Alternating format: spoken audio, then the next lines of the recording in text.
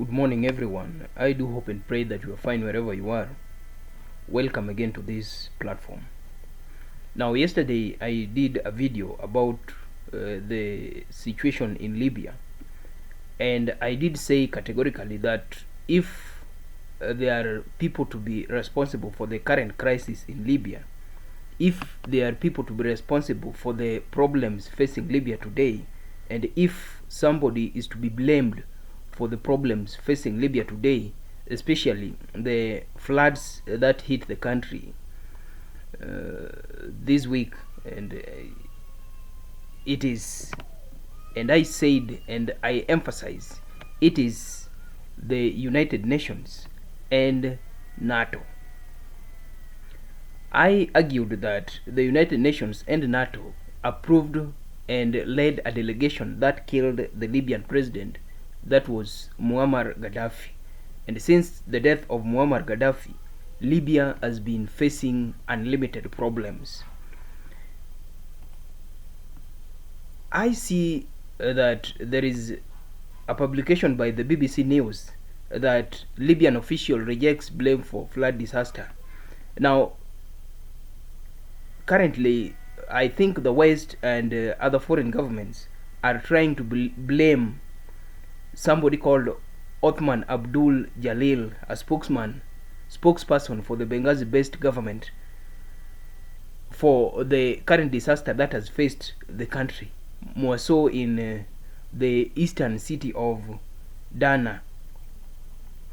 But I said that if there are people to be blamed in this current situation in Libya, then those are the United Nations and the United States and NATO in general. Libya has been in problems since the death of Gaddafi.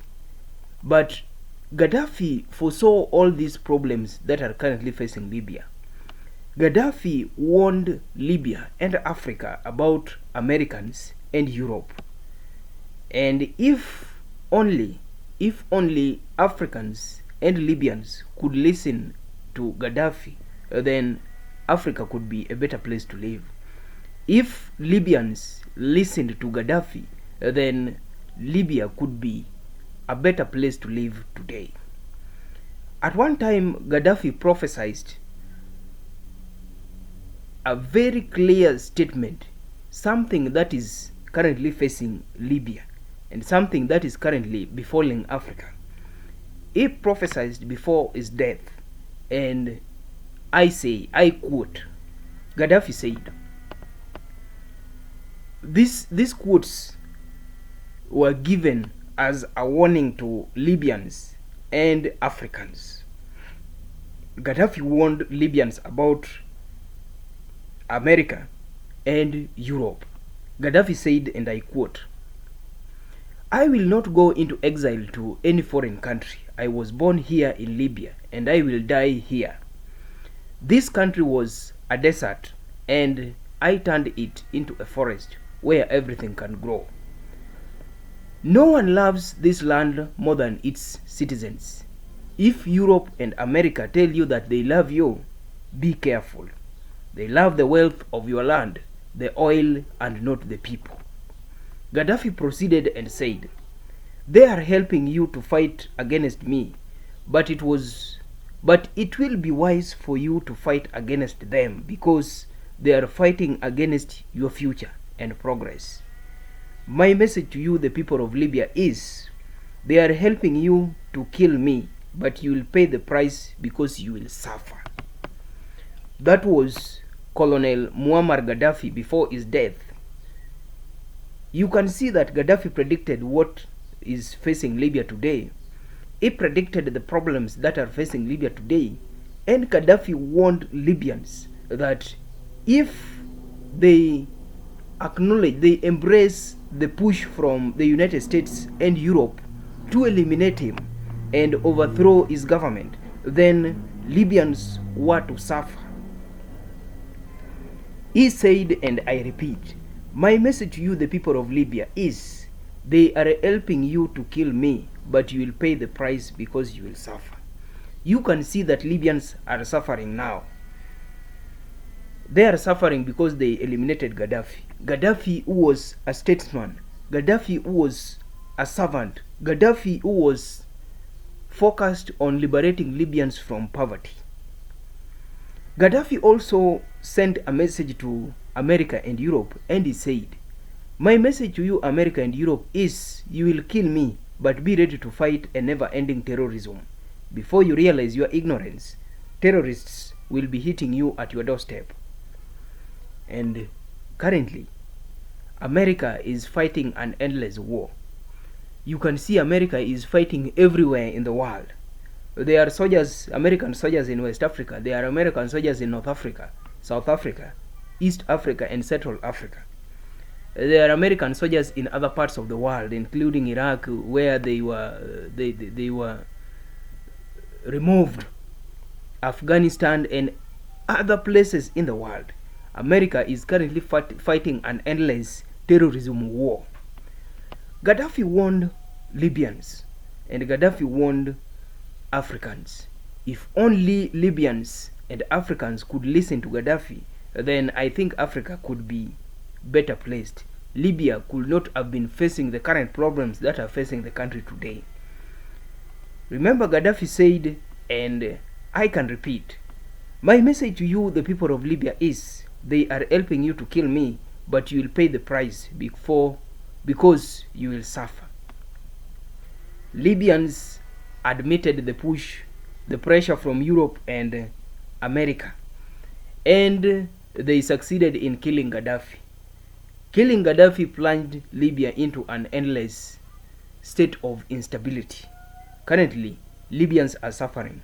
There was a flood that hit the country and killed more than 20,000 people, just because there is no functional government, just because the governments, the leaders in the country are split. I want to give you a glimpse of what Libya was under Colonel Gaddafi, and I will leave you to compare the current Libya that we are talking about today. Under Gaddafi, there was no electricity bill in Libya. Electricity was free for all citizens.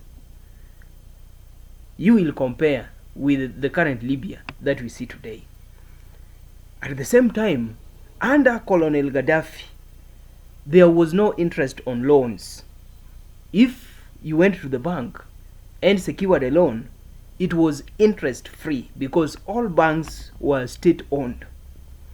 At the same time, under Colonel Gaddafi, home was considered a human right in Libya, and Gaddafi was giving money to citizens for them to buy apartments.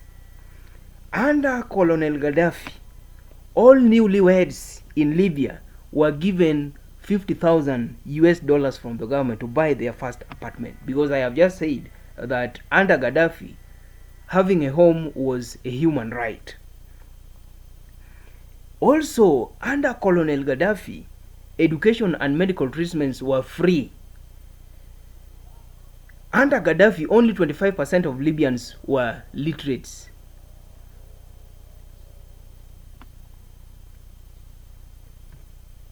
Also, under Gaddafi, if a Libyan bought a car, then the government subsidized the price of the car by 50%. If you buy a car, then the government was to pay for you half the price of the car. Also, if a Libyan was unable to get employment after graduation, that was under Gaddafi, the state will pay the average salary of the profession as if he or she is employed until employment is found. That means that if you are a graduate in Libya under Gaddafi without employment, then the government was to pay you every month until you secure an employment. Also under Gaddafi, a portion of the Libyan oil sale was credited directly to the bank accounts of all Libyan citizens. And you could see that at the end of every month, Libyans were lining at the banks to receive their money, $450 each. Also under Gaddafi, A mother who gave birth to a child under Gaddafi received $5,000 as child benefit upfront. What was also interesting under Gaddafi was the case of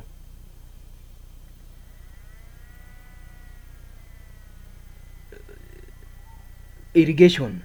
Gaddafi carried out the world's largest irrigation project known as the Great Man-Made River Project to make water readily available throughout the desert country. Remember, Libya is a desert, and Gaddafi sponsored irrigation schemes to help Libyans invest in agriculture. I am also forgetting something which is very, very important in this discussion.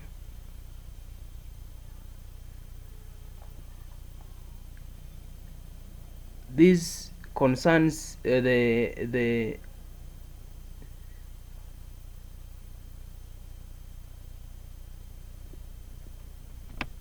life expectancy. You know, English is sometimes very, very difficult to pronounce, and for those of us who went to school, for those of us who did a lot of history, it might find very, very difficult to pronounce some words. Now, I have just given you a glimpse of Libya during Gaddafi.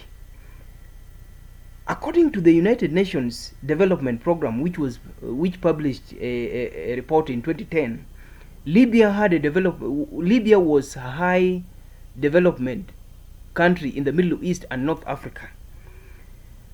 It had a literacy rate of 88.4%. That was the time of Gaddafi, and a life expectancy of 74.5 years. Gender equality, among other several positive indicators. If you are keen on what I was saying, and if you have information about the Libya that we have today, you can compare. You can see in the time of Gaddafi and in the present time which was the best state of Libya. I want to say that Libya was at its best under Muammar Gaddafi, and Muammar Gaddafi knew very well that NATO, the United States, and Europe meant no good for Libyans. He knew very well that these individuals, these entities, had no good intentions for Libya and Africa. And as he always said, that when you are progressive, when you have development, there will always be jealousy, fear, and hate towards you. Gaddafi knew that the motivations of the United States, the motivations of Europe, and the motivations of NATO were ill-informed. He warned Libyans and he warned Africans. How I wish that Libyans could have listened to Gaddafi. How I wish that Africa could listen to Gaddafi. If Africans and if Libyans can emulate what Gaddafi said, then Africa can be a better place. Africa can never be poor. Gaddafi said, and I repeat while closing this session, no one loves this land more than its citizens. If Europe and America tell you that they love you, be careful. If Europe and America tell you that they love you, be careful. They love the wealth of your land, the oil, and not the people. Gaddafi warned Libyans, and Libyans will regret when they hear this. They are helping you to fight against me, but it will be wise for you to fight against them, because they are fighting against your future and progress. What Gaddafi predicted is happening to Libyans today. My message to you, the people of Libya, is they are helping you to kill me, but you will pay the price because you will suffer. It is never late. Libyans can still turn around the tide. They can still make their country progressive. They can still initiate development in their country by only and only creating unity, by only and only focusing on one agenda. The same thing that I did yesterday, I want to do today. I urge the two leaders in the two separate governments in Libya to unite and focus on the development of the country. Thank you.